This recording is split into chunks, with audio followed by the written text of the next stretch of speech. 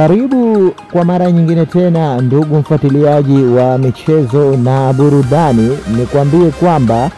hujachelewa wala hujapitwa bado na taarifa za muhimu kuhusiana na michezo pamoja na burudani. Sasa wachambuzi mbalimbali wa soka kutoka duniani kote, hasa katika kipindi hiki hapa kizuri kabisa, msimu bora wa michuano ya CAF,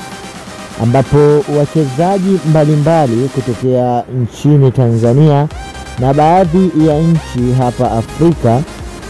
wamekuwa wakijipanga vikali kukabiliana baina ya kwao pamoja na wenzao, yani virabu mbalimbali kama vile Simba na Yanga kutokea hapa nchini Tanzania, lakini pia bila kusahau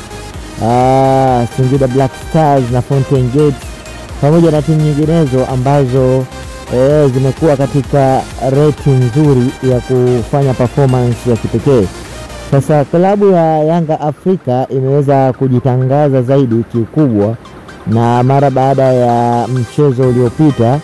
kuonekana performance kubwa ya Yanga imekuwa ni ya tofauti zaidi. Sasa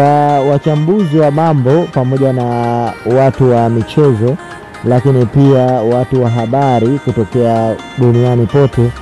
wamevutiwa zaidi na namna ambavyo timu ya Yanga imekuwa ikicheza katika mifumo ya aina tofauti tofauti. Yanga inapokuwa dimbani huwa wanahakikisha ya kwamba wanaenda kuchukua pointi za msingi zile 3 na si vinginevyo, na hiyo ndio kauli mbiu ambayo Yanga Africans wamejiwekea. Lakini pia hata baadhi ya walimu wao ambao wanakuja klabuni hapo na kupewa nafasi ya kuifunza Yanga huwa wanapambana kulingana na misingi pamoja na takwimu za kisoka ambazo ziko wazi, zinafahamika. Sasa mchezaji kutokea klabu ya Yanga, Mohamed Shabalala, ambaye ameonekana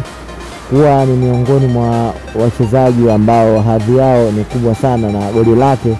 limeonekana kuwa ni goli la dhahabu.